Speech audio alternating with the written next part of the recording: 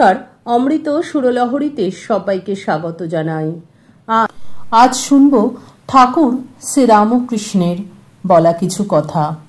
মৃত্যুর পরেও আমাদের জীবন কিভাবে থাকে, কিভাবে পরলোক বলে কিছু থাকে আমাদের মধ্যে, এ প্রসঙ্গে ঠাকুর শ্রীরামকৃষ্ণ অপূর্ব কিছু কথা বলেছেন। আমরা শুনব সেই সমস্ত কথা। তাই বলবো, ভিডিওটা স্কিপ না করে পুরোটা শুনুন, ভালো লাগবে এবং আপনার মনের জিজ্ঞাসার উত্তর আপনি পেয়ে যাবেন যে মনুষ্য জীবনের উদ্দেশ্য কি এবং ঠাকুর কি বলছেন এই মৃত্যুর পরে জীবন সম্পর্কে।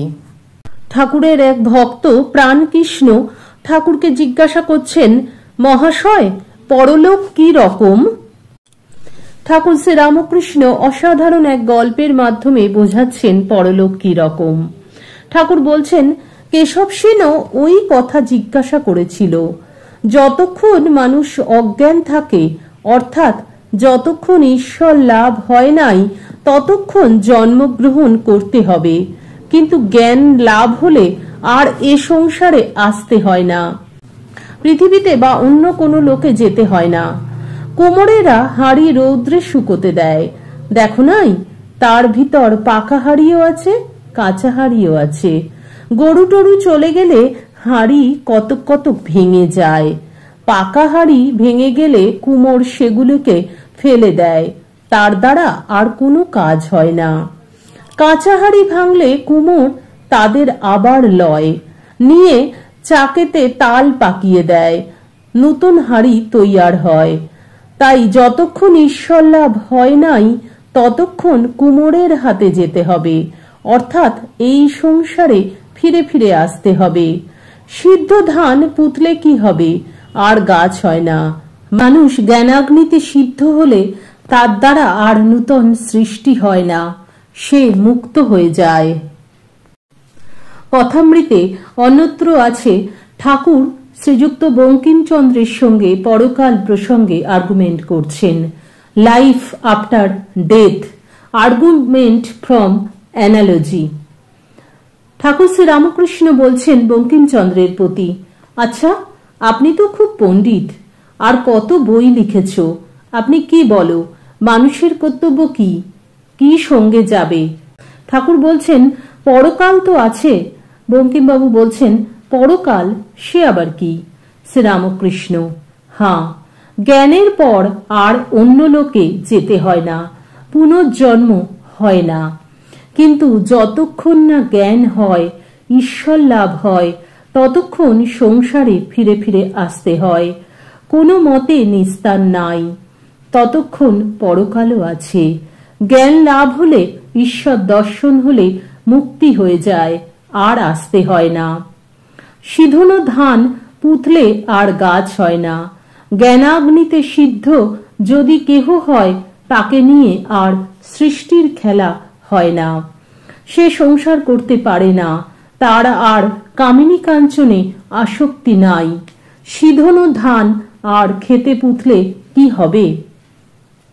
বঙ্কিমবাবু হাসতে হাসতে বলছেন, মহাশয়, তা আগাছাতেও কোনো গাছের কাজ হয় না। ঠাকুর বলছেন, জ্ঞানী তা বলে, আগাছা নয়।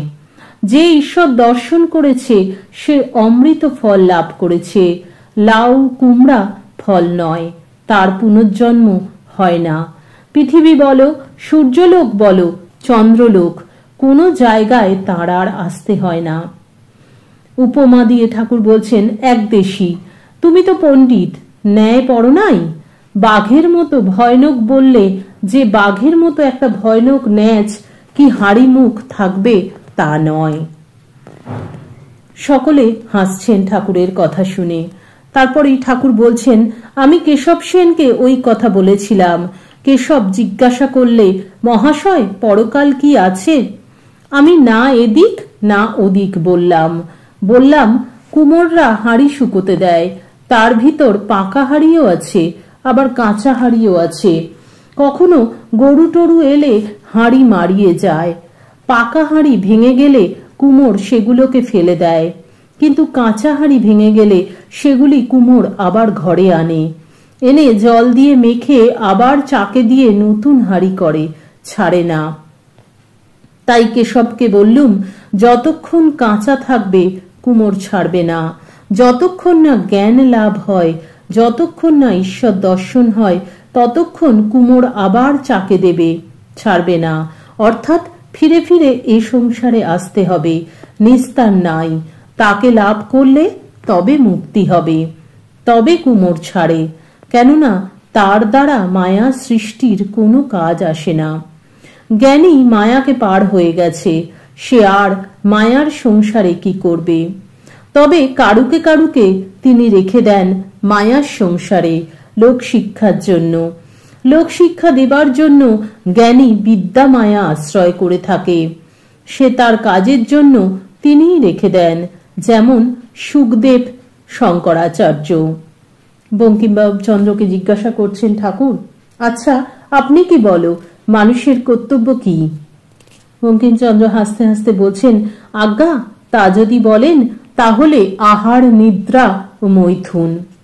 ঠাকুর শ্রীরামকৃষ্ণ বিরক্ত হয়ে বলছেন, তুমি তো বড় ছ্যাঁচড়া, তুমি যা রাত দিন করো তাই তোমার মুখে বেরোচ্ছে। লোকে যা খায় তার ঢেকুর ওঠে, মূলো খেলে মূলোর ঢেকুর ওঠে, ডাব খেলে ডাবের ঢেকুর ওঠে। কামিনী কাঞ্চনের ভিতর রাত দিন রয়েছ, আর ও কথাই মুখ দিয়ে বেরোচ্ছে। কেবল বিষয় চিন্তা করলে পাটোয়ারি স্বভাব হয়, মানুষ কপট হয়। ঈশ্বর চিন্তা করলে সরল হয়। ঈশ্বর সাক্ষাৎকার হলে ও কথা কেউ বলবে না। অর্থাৎ ঈশ্বর চিন্তা করলে আর পরলোকে যেতে হবে না, সে মুক্ত হয়ে যাবে। পরকাল বলে তার আর কিচ্ছু থাকবে না, তাকে দিয়ে আর এই মায়ার সংসার হবে না। আর ঠাকুরের এই ঈশ্বর দর্শন মানে কি? যা কিছু ভালো, অর্থাৎ এই ভালোর কোনো শেষ নেই। ভালো মানে সর্বভূতে ঈশ্বর দর্শন করা, সবার মধ্যে ঈশ্বর দর্শন করা, সবার মধ্যে সেই চৈতন্য লক্ষ্য করা, এবং আমি বলে আমিত্ব যে তা ঘুচে যাওয়া। এই আমিত্ব ঘুচে গেলে কি হবে? আমাদের সর্বভূতে আমরা ঈশ্বর দর্শন করব এবং জ্ঞান হবে। আর আত্মার তো কোনো বিনাশ নেই। আমাদের ভেতরে যে জীবাত্মাটা আছে, দেহটা বিনাশ হবে, দেহ শেষ হয়ে যাবে মৃত্যুর পরে, কিন্তু আমাদের আত্মার কোনো বিনাশ নেই। সেই যে জীবাত্মা আছে, সেই জীবাত্মা পরমাত্মার সঙ্গে মিলিত হবে। আর যখন এই জীবাত্মা পরমাত্মার সঙ্গে মিলিত হবে, তখনই হবে ঈশ্বর দর্শন। আর তখনই আমাদের নতুন করে আর জন্ম নিয়ে পৃথিবীতে আসতে হবে না। কোনো বাসনা থাকবে না, কোনো অভিমান থাকবে না, কোনো অনুরাগ থাকবে না, কিছুই থাকবে না। তো ঠাকুর সেই জন্য বলছেন যে মৃত্যুর পরেও একটা জীবন থাকে, পরলোক বলে একটা কিছু থাকে। তা হলো এই বারবার ফিরে ফিরে আসা আমাদের। কি সুন্দর কথা ঠাকুর শেখালেন যে লাইফ আফটার ডেথ, মৃত্যুর পরেও লাইফ কখন থাকে, মৃত্যুর পরেও জীবন কখন থাকে। অপূর্ব কথা শুনলাম ঠাকুরের কাছে। আশা করি আপনাদেরও ভালো লাগলো আজকের এই আলোচনা, এবং আমরাও জানতে পারলাম যে আমাদের প্রকৃত কর্তব্য কি সংসারে, কি ঈশ্বর দর্শন করা, ঈশ্বর লাভ করা আমাদের প্রকৃত কর্তব্য। আর যদি তা না করতে পারি, বারবার আমাদের ফিরে আসতে হবে এই সংসারে। তাই আমাদেরকে যাতে ঈশ্বর লাভ হয় তার চেষ্টাই সবসময় করতে হবে।